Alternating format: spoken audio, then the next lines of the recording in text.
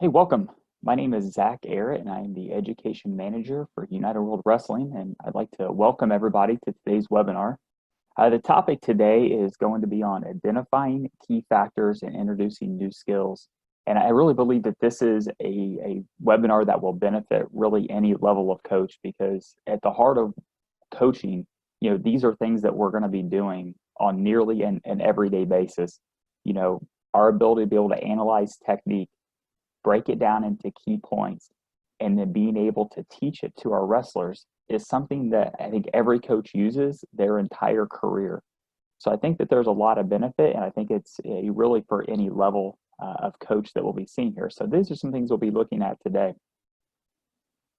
Next, I'd like to take a quick minute to promote the United World Wrestling Academy website. So we just recently in the last week and a half opened up our Academy platform, which is our online resource platform for education.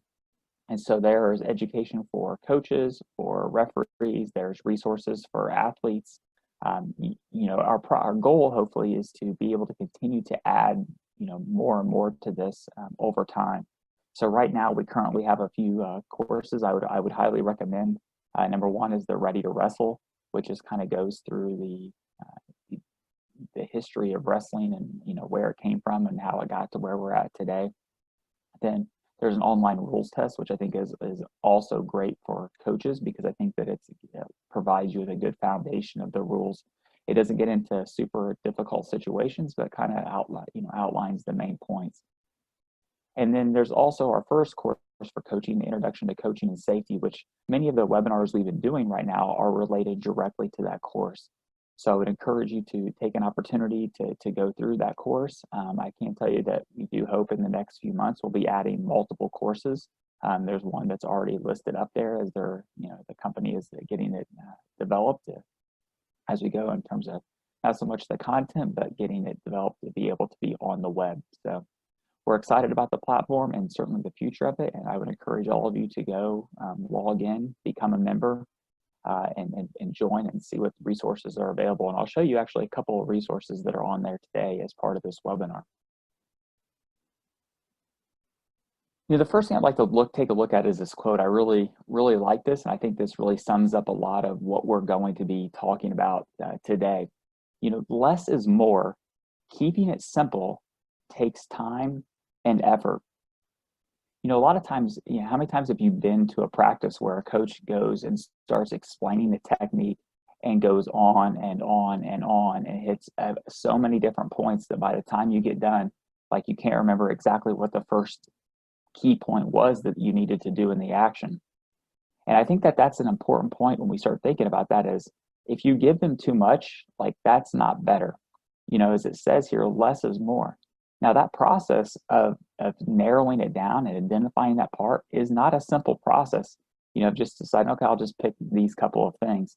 It takes time and it takes effort to be able to keep that simple for them to be able to understand.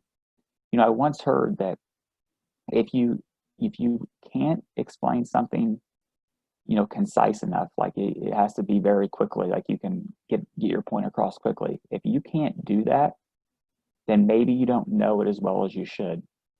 And I think about that as I go through and I start trying to explain something and I have to go through so many details to explain the point. Possibly it isn't that they're not getting it. Maybe I don't know it as well as I need to. And so I'd encourage you, if you have to go back and study and keep studying until you know it, and then can, explain that to somebody very concise so they can get the points very quickly. So what are we going to be looking at today? So really there are 4 key questions, and we want to get these answers to these key questions. The first one, what are the key factors? What are they? The second one, what are the main features in key factors? Like, what's a requirement for it to be considered a key factor? And there are 3 features we're going to take a look at specifically. The next one, what are the different ways to introduce new techniques? There's different ways to introduce new skills and to teach technique, and we'll go through some of those, but we're going to spend the majority of our time really just on one of them. And then how are key factors used to introduce new techniques? So once we have the key factors, then how do we use those to introduce those into those when we go to teach techniques? So these are the questions we're really going to be centered around and focused on today as we go through this webinar. Let's start with the first one here. Coaching using key factors. So the first question we really have here is, well, what are key factors? Key factors are the features or parts that relate to the efficiency of the action or technique. Now, in simple terms, what that means is these are the key parts of that action as to why it was successful. When we narrow down and we watch a technique, why was this technique successful? Those points that made it successful are what we consider key factors. So here, take a look at this video. I'm going to optimize my screen here so hopefully you can see the video a little better.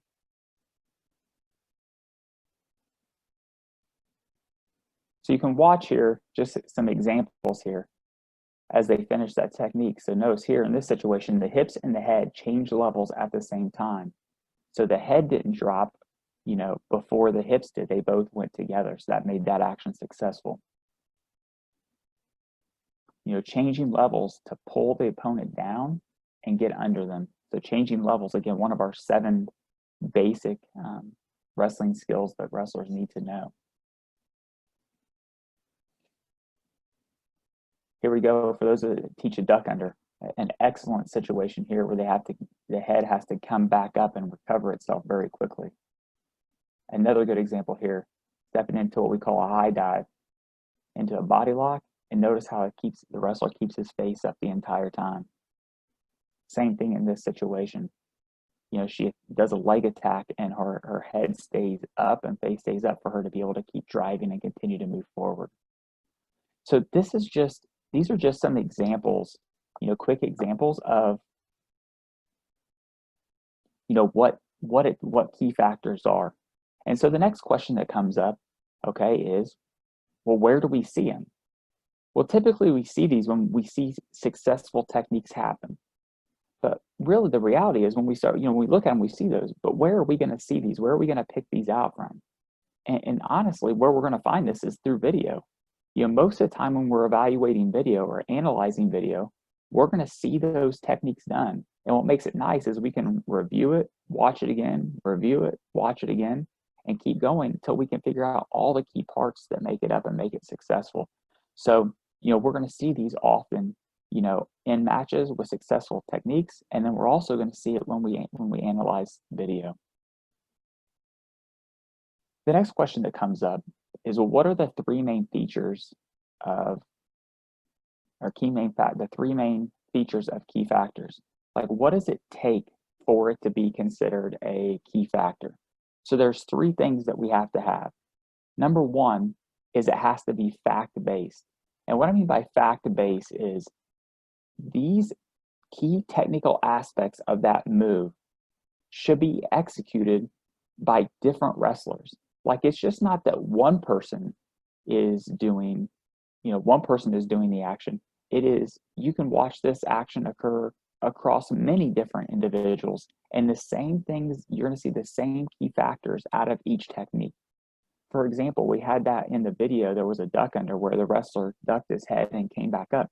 That's a very common technique. And recovering that head back up after ducking under the arm is a key important factor. That is fact-based because it's something that we see consistently amongst a variety of wrestlers. The next one is it has to be determinate. And what I mean by determinate is this. This is the factors that are directly related to the success of the move. Like, they may do other things, but those other movements may not directly impact whether that move was successful or not successful.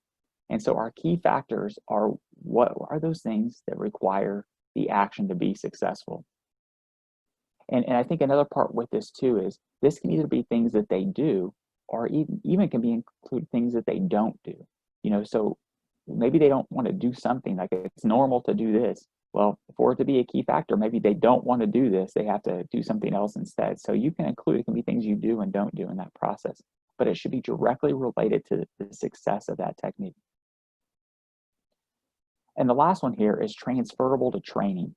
Like whatever you watch and you see and you break down, you've got to be able to teach that to someone else. And so so in order for this to be important, we got to be able to take that key factor and then be able to teach it to others.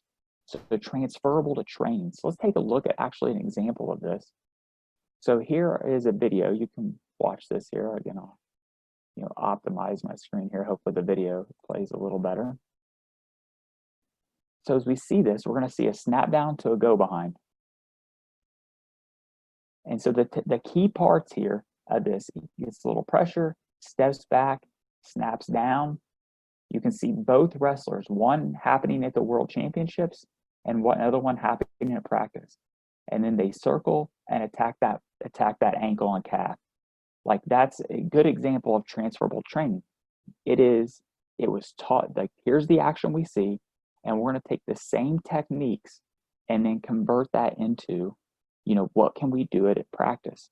And here we see an example of what was done on the left screen was being done exactly on the right screen by Helen Maroulis. Now I want you to give this a try. So identifying key factors. So this is, again, typically done by video analysis because a lot of times we have access to these videos. And so whenever we start watching videos or you get on YouTube and you're watching this, how do you break down, these videos? And literally it's just going back and watching it. And I would encourage you to watch it, in normal speed and then go back and watch it in slow speed. So I want you to we're going to do this. I want you to try identifying the key factors from this video. So maybe you have something to write with, you have a piece of paper, whatever it is, write down some things that you see in this video that are directly related to the success of this technique. All right, I'll show it 2 times in normal speed, and then I'll show it 2 times in slow speed, and then we'll take a look at the list that I have. So here's the first one, normal speed.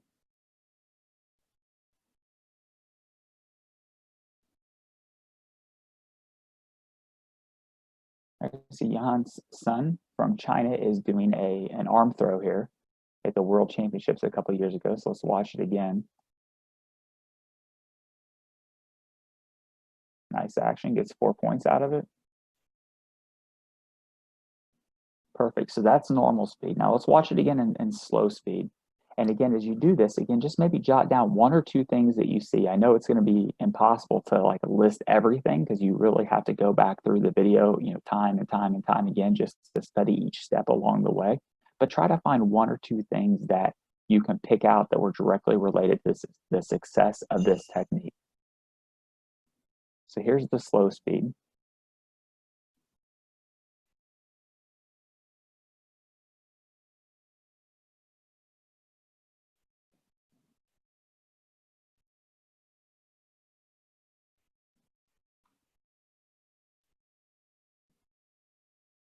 All right, great job. Let's watch it one more time.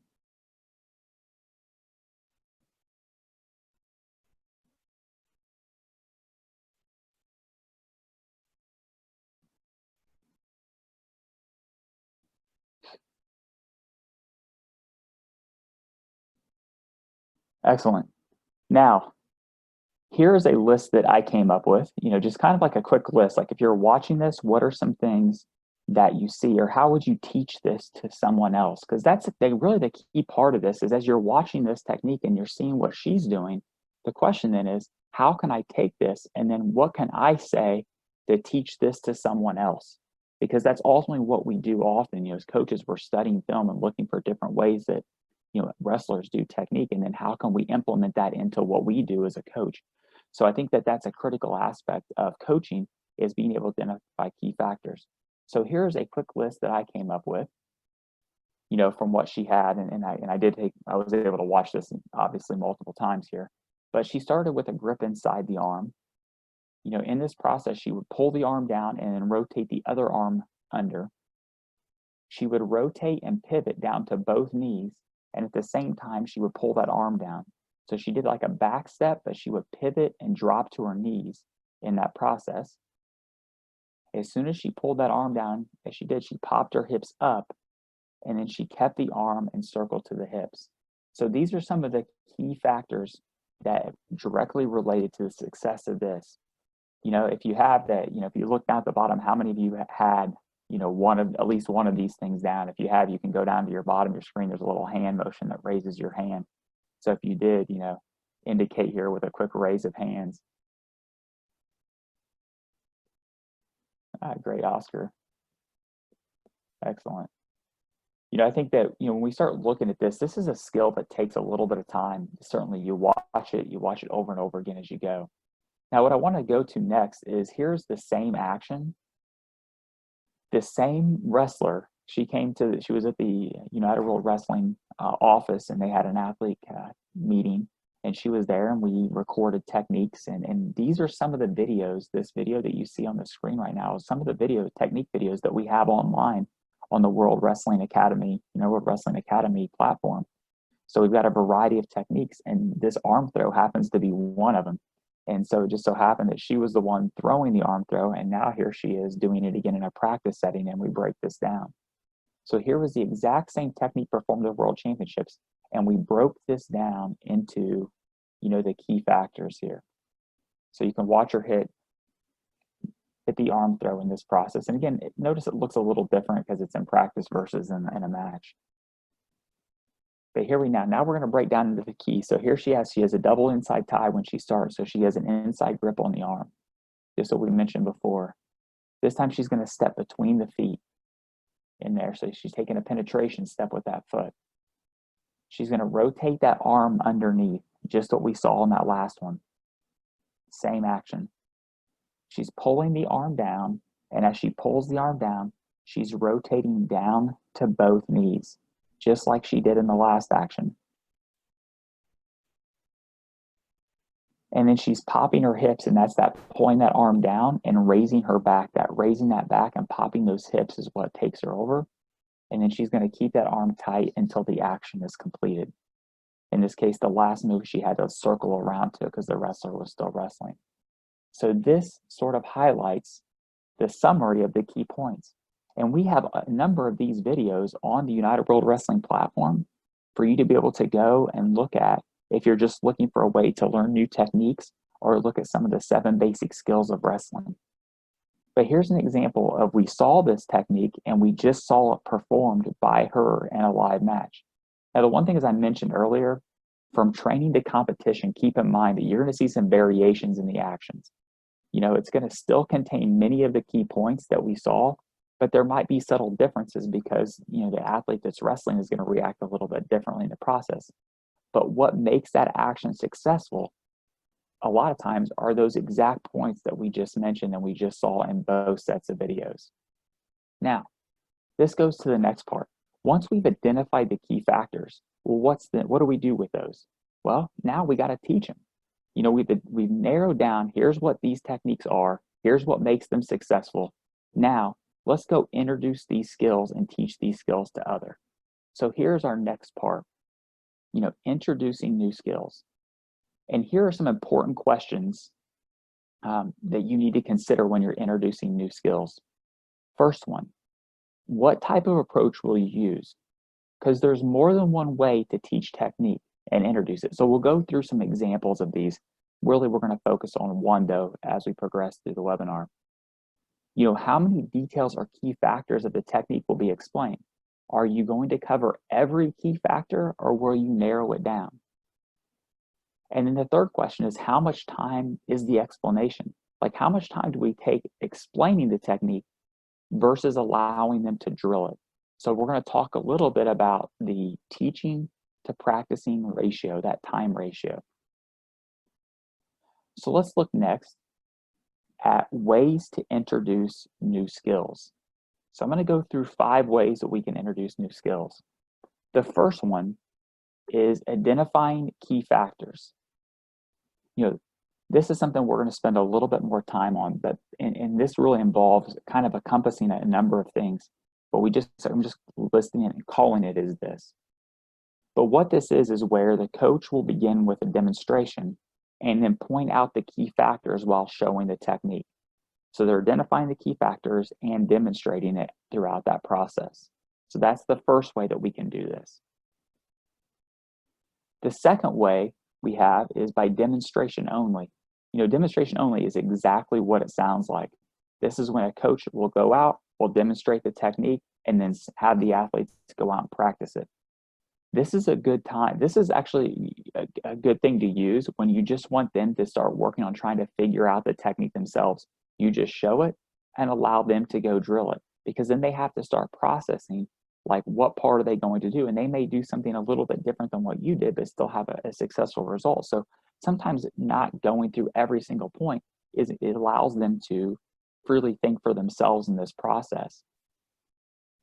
Now, this also is a good strategy to use if you're working with wrestlers that maybe you don't have a common language with.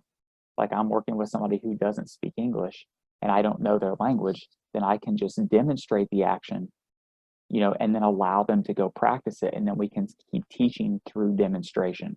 That's another way to do this. So again, an effective way. Another type of way to introduce new skills is through by back design. And sometimes this is called reverse engineering, because we're actually starting at the end of the technique, not at the beginning. We often as coaches want to start at the beginning and then go progressively through. Here's step one, here's step two, here's step three as we go. But sometimes where athletes struggle is not the beginning part. It's really they struggle by the ending part, how they finish it, and they're just not comfortable doing that part.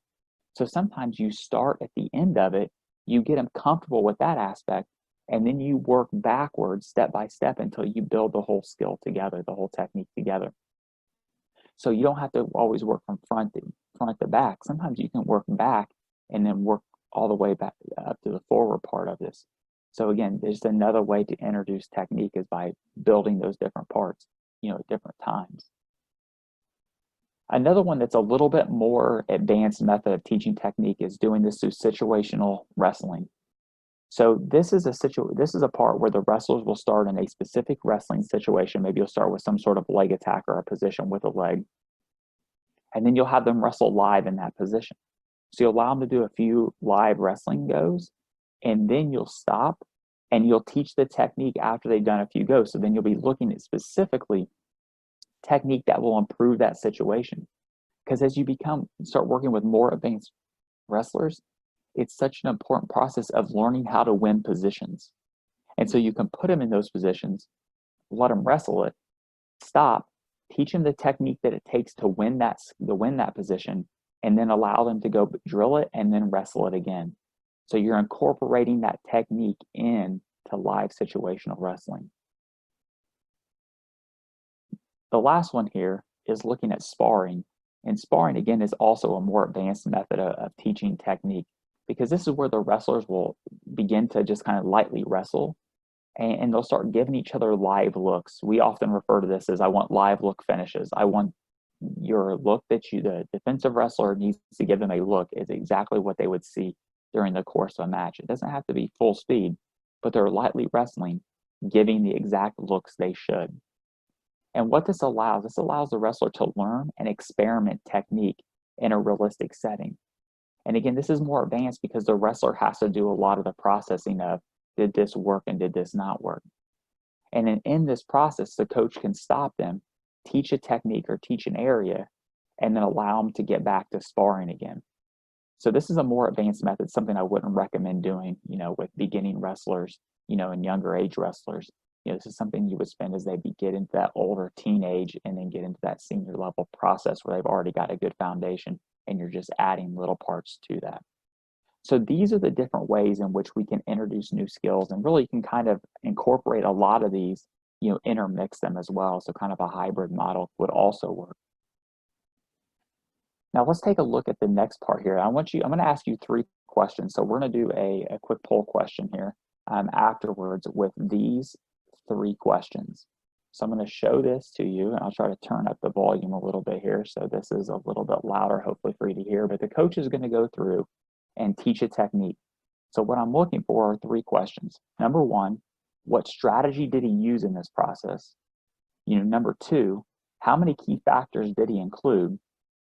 And then 3, how long did it take him to explain the technique? So let's watch this video. I'm going to show you a takedown. It's for kids. It's a difficult takedown, but for us who have level for it, it's a great one. Very. And we have key points. I have one key point. The first one is to move feet, body, and head.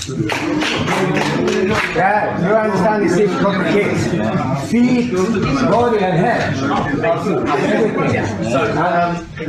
move is like this. Okay? It's not around, but this is one key point. Okay? Feet, body, change direction, okay? In a match, if somebody wants to block me, so if the easy way to block me is same. He blocked me. See? Oh, I don't can. He's strong. Okay. The other key point is the hook. This is a hook. Okay, like you take the fish. Okay? The third key point is this hook. Okay? You see? Now I'm going back to the first key point, and I take the second key point, the hook, and the third key point is the other. Okay? See, now I move. You see? Okay. I have my takedown.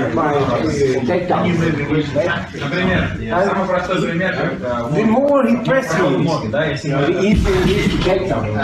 Okay? So he presses me.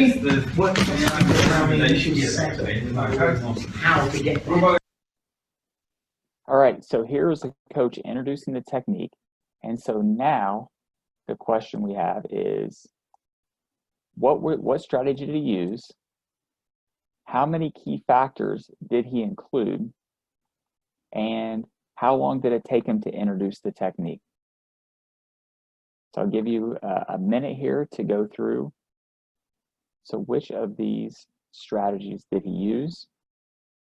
How many key factors did he go with? And approximately how long did it take him to teach the technique?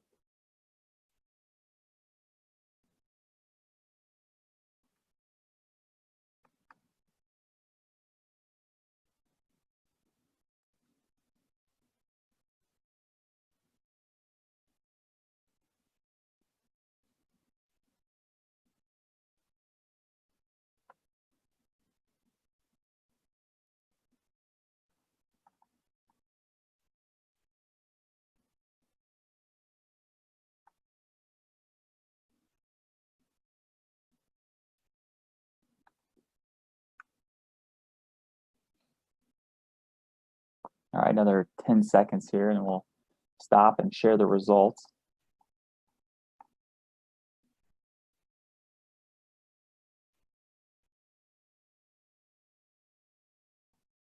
All right, let's take a look at these. So here we have identifying key factors was the strategy used, and that is correct. He did do this through the process of identifying the key factors in that process. How many key factors did he include? He really focused on 4 key factors. You know, as the video showed at the bottom, he kind of went through 4 different key points that he illustrated. In the audio, he only really said that, you know, kind of mentioned like this was a key point for 3 of them, but 4 was what the video had at the bottom, and 4 good ones. And then how long did it take him to do this? And it was approximately 2 minutes, as you can see on the clock up here. It took about 2 minutes to go through and introduce that technique. And that's about the length of time that we want that to be. We don't want it to be much longer than 2 minutes, because when it starts to get too long, then, you know, if you, depending on what age group of athletes you have, they begin to start wandering and doing other things. And really, we want to be able to instruct it quickly and then get them back out and back practicing and doing so. So good job here identifying those. So let's go to the next part here of where it says simple to complex. So the technique we just looked at was a slide by, you know, to a takedown. So we did a slide by takedown. And when we break that takedown into different key factors, we really can break this down into 3 areas. One is contact, The second is pressure. And then the third is moving the head, body, and feet, in this process. And then I can take those factors and break them down into even smaller key points, which is, as you can see to that right-hand side, low stance, head to head, getting pressure, hook the armpit. Those are all things that break this down into even smaller portions. Now go back and think, which ones did he teach in this process? So here's another poll question. See if you remember, which ones did he indicate in this? So after watching the video, which of these 8 did he focus on? I couldn't put all of them in there, so I restricted to 10 options here. But which ones do you feel like he spent the most time going through?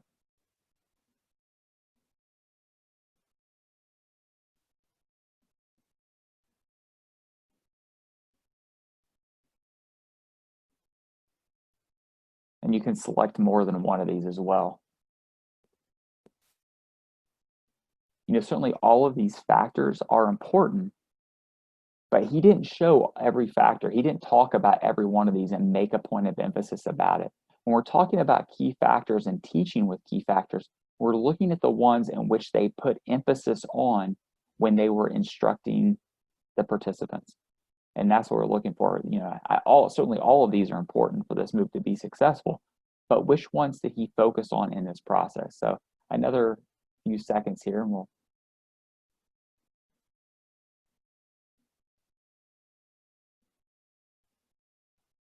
All right, let's take a look here. So we share the results. So the number one here is everybody hooked the arm, which was correct. He did talk about hooking the arm. That was definitely one of them. Moving head, body, and feet was the first one that he brought up. So he kind of went into this bigger picture of moving head, body, and feet. And then he didn't necessarily, he got into the hook the armpit, but he didn't really necessarily speak specifically on the other two, but the other two were definitely present in his demonstration with that. So he talked about pulling the body across as well, so that dragging the whole body. But pressure was definitely one of them, getting head to head because he was blocked. So I think that there were some key factors here as you go. Now, what I want to really focus on here is when you go to teach a technique, like you can't give a wrestler all 8 things. Like you have to do this, this, this, and you just list them all. Like they're not going to get it. So the question is how many key factors should we really focus on? And my recommendation for you as a coach would be to focus on giving them no more than 3 at a time. You bring them in, you demonstrate, you indicate 3 key factors you want them to work on, and then you get them directly back out doing the technique again. Then if you want to include those other, for example, if you want to include these other ones that he didn't talk about, after you let them go practice it for a little bit, then you bring them back in, and then you focus on one of the techniques, one of those other key factors. So you started with 3, and now you build 1. Then you send them back out, bring them back in, add another one. So you can add the key factors incrementally, but don't try to give them all the key factors at one time. Just focus on 3, and somewhere between 2 and 4. I think 3 is a great number. But then when you bring it back in, just give them one thing to focus on and then send it back out. Bring them back in, give them one thing to focus on, and then send it back out. That way they're spending more time practicing than they are listening to the coach explain it. So an important process here. Let's take a look at another good example here. So here we have an arm drag to a single leg. So here Helen Maroulis is going to walk through her process of doing an arm drag to this. And so as we can see here in the picture, there are 6 key factors for this. There's 1 for the arm drag, and then 5 for the drag to the single leg, like what she has to do in order to do that. So there are 6 possible key factors. Let's listen to Helen and see how many of these that she goes through when she goes through and teaches this, and how long it takes her to go through this process. So let's take a look at this. You might want to turn your audio up for this, because this is not it's kind of the video, the audio is not too loud. So try to turn this up if you can. Hi, my name is Helen, and I'll be showing an arm. Start it again.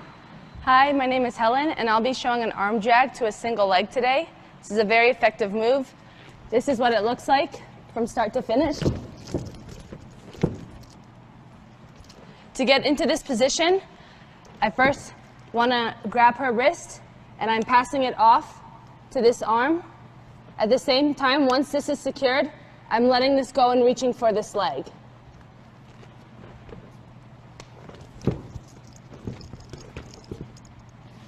The other key point is that while my hands are transferring from arm to leg, I need this foot to step so that it brings my body closer to reach the leg and finish the takedown with correct position.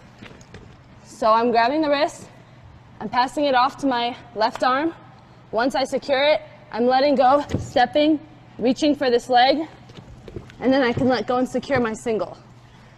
What makes this move effective is doing all those points at the same time, not one, then step. It's arm, pass, step.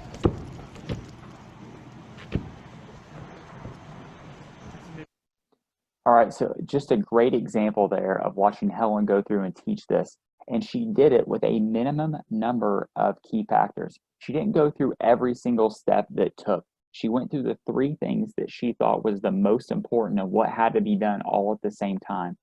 And she did this and showed this all in 1 minute and 12 seconds, which is really good because now you bring athletes in, you show them a technique for, in 1 to 2 minutes, and then you send them back out and get them practicing. Because the one thing as we look at is how much time should we have them? Are we teaching the technique by coach led versus how much time are they actually practicing themselves? So that's what we're going to look at and talk about next as we kind of pull in this entire process. So when we're doing introducing a technique or skill, this technique, one, we want to introduce the technique skill name. Then once we do that, here's what the name of the move is. And that's such an important process of wrestling in general, is just building that terminology. And I know that sometimes different individuals and different groups may call something a little bit differently, but it's so important to build a common terminology across your wrestlers so that as they progress through, they always know exactly what you're talking about. The next thing is demonstrating the skill. If you remember, go back and watching Helen, the first thing she did is she gave the name of the skill, she demonstrated the skill, and then she broke it into key factors. So she gave the name, she gave the demonstration, and then she broke it into key factors. And that demonstration part is so critical because some of the wrestlers you have are going to be visual learners. Like they need to see it and then they're able to process it. Just explaining it to them isn't probably going to do very well, but simply by demonstrating allows them to be able to see that. In particular with our younger age group of wrestlers, that's even more important just because of the nature of how they learn. And then we break them into key factors and we send them out. So this process maximum should probably take about 2 minutes. So as a coach, you bring them in, you introduce the name, you demonstrate it, you give the key factors, it takes 2 minutes, and now you send them out. I would recommend that they spend somewhere between 6 and 8 minutes doing the practicing. Because what you're looking for is the ratio of teaching to actually practicing, to practicing the move. And having a ratio of 1 to 3 or 1 to 4 is really good. So if I'm doing 2 minutes, if I want a 1 to 3 ratio, then I'm going to allow them to do 6 minutes of practicing that skill. If I want to do a 1 to 4 ratio, if it takes 2 minutes, I'm going to give them 8 minutes to rep and practice that skill. Again, we want that ratio to be somewhere between 1 to 3 and 1 to 4. We think is a really good mix of keeping them engaged, allowing them time to work, and then kind of pulling, being able to pull them back in and go to the next process as you go. So again, what I would highly recommend, I'd also encourage you to, as you do this, if you have a technique or an action that is very technical, like there's a lot of steps, just focus on what steps you want to first, like pick 3 main ones, send them out, let them practice, then bring them back in and add another one. Send them back out, bring them back in and add another one. And it might only take a minute or 30 seconds to teach the second key factor, the part process in that. And then when you send it back out, you give them a couple minutes to practice that and then you bring them back in. That's a strategy I do pretty often and practice myself. When we bring them in, we show something, we give them a few things to focus on, send them back out. I let them practice for a little while, bring them back in, add one more thing, and we shorten that time in between there because it doesn't take as long to teach it. So this is just kind of a best practice look, and then also a little bit about that time, teaching to practice ratio that we need. All right, last thing here is taking any questions. So that kind of wraps up majority of our webinar. And so now I'll take time to take any questions that you have. And I saw that there were a few questions, potentially a few questions that came up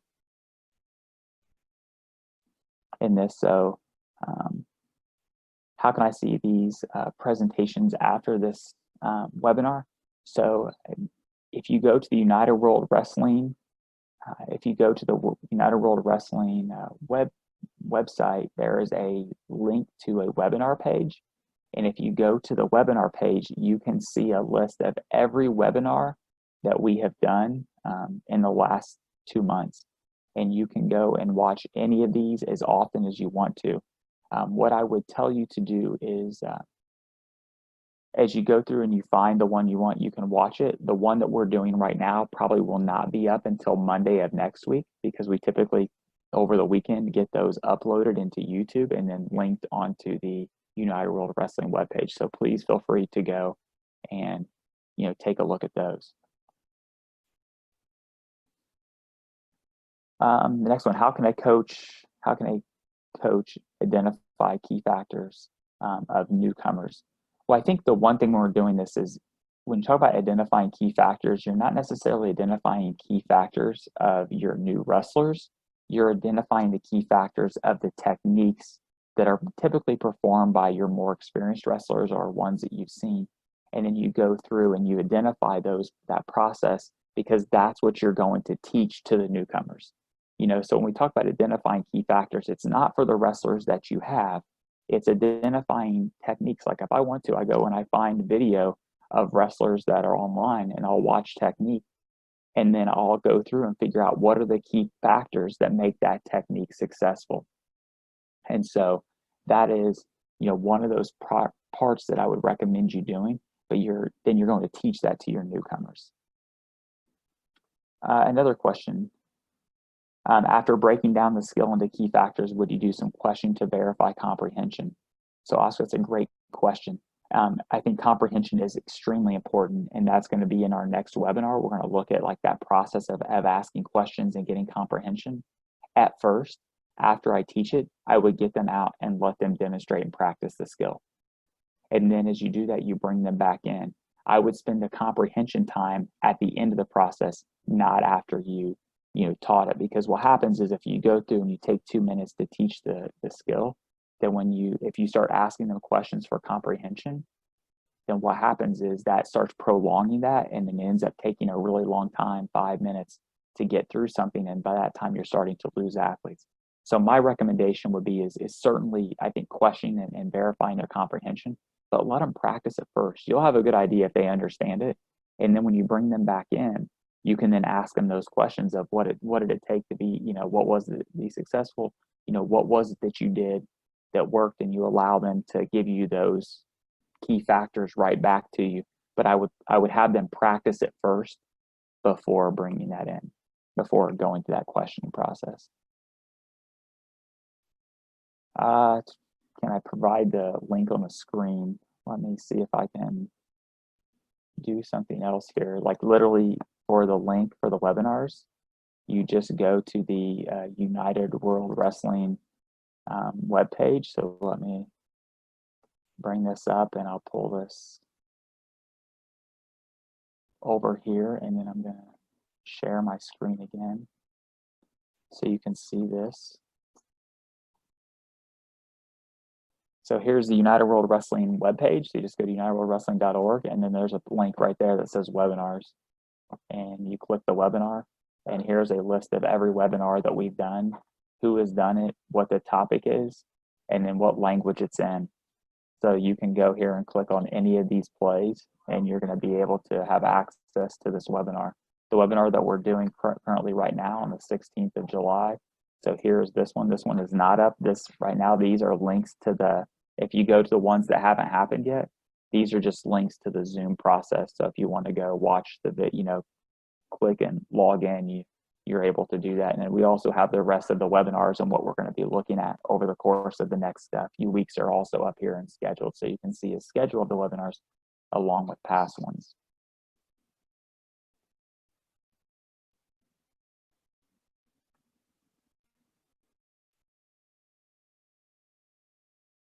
All right, if there aren't any other questions, I'll kind of move on to the kind of final thoughts in this process. You know, there's a couple of things that I would recommend doing. Number one is going through and identifying the key factors, you know, for each technique that you teach. So think about what it is that you have scheduled, you know, or what you have in your list. Because I know, like, when I first started coaching, I had this long list of here's the techniques that I have, and here's what we want to teach over the course of the year. What I didn't do in those early years was identify what are the most important key factors for those techniques to be successful. I just relied on it to be in my head. The problem is, you know, that doesn't help other coaches that come into your program who maybe don't know you. So I'd encourage you to identify the key factors for every technique. And then step number two, write them down. Like, put them down on paper so you can specifically see what those key factors are in that process. And then lastly, the last part of this process is then for you to pick the best strategy to introduce the new technique. You know, whatever that is, you know, that's what you want to do. You want to figure out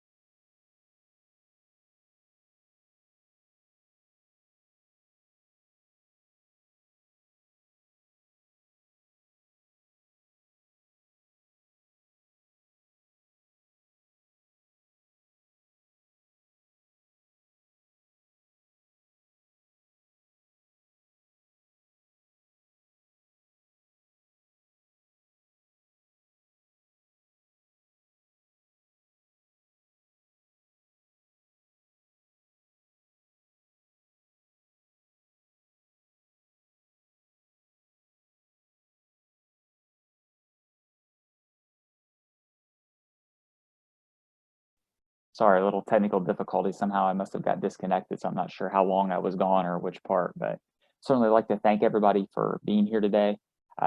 If you have any questions specifically, please reach out to me. My email address is listed here below. If you have questions, need resources, or a place I can help, you know, please don't hesitate to reach out. You know, I know that we really advocate for everybody to try to make an attempt to get to the, you know, Academy platform.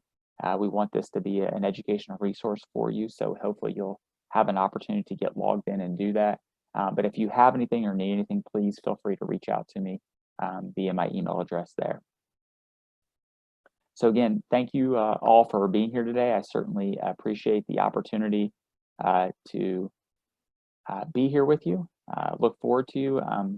We have one more, we're doing this webinar again, as we always do, in 4 languages. And then after this, we will then get into, we'll have one more topic after this. So this is kind of in our first series of webinar topics. And once this is done in a couple weeks, then we'll be off for a few weeks, and then we'll pick back up probably sometime in early September as we start looking at our second level of webinar technique topics. So again, thanks to everybody for being here today. I really appreciate you taking the time, and please stay safe and stay healthy, and look forward to seeing you next time. So thanks.